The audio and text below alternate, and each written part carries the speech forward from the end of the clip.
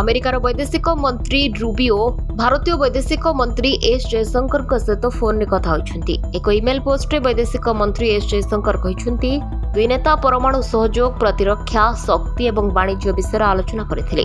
सेमाने अन्यान्य अनेक प्रसंग में जोगाजोग रहिबाकु राजी होइछन्ति।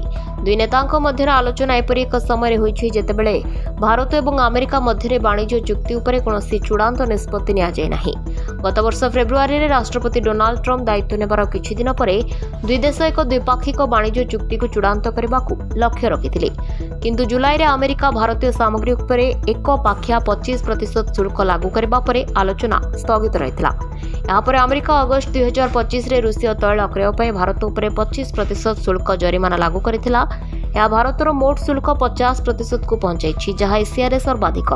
भारत रे नूतन अमेरिकीय राष्ट्रदूत सेर्गियो गर एक्स रे पोस्ट करिसेंती मार्को रूबियो और एस जयशंकर मध्य सकारात्मक आलोचना होछि।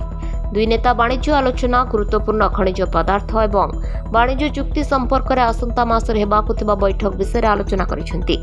सेर्गियो गर गोटे दिन पूर्व जनवरी 12 रे कहिथिले जे उभय पक्ष सक्रिय भाव में भारत और अमेरिका वाणिज्य चुक्ति विषय आलोचना करुछन्ती।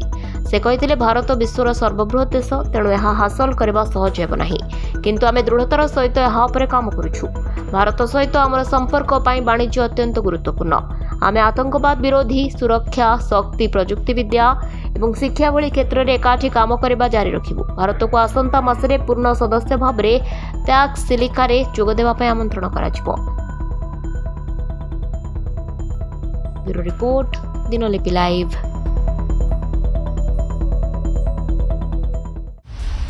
दिनलिपि लाइव को एबे ही लाइक, शेयर, सब्सक्राइब करंतु।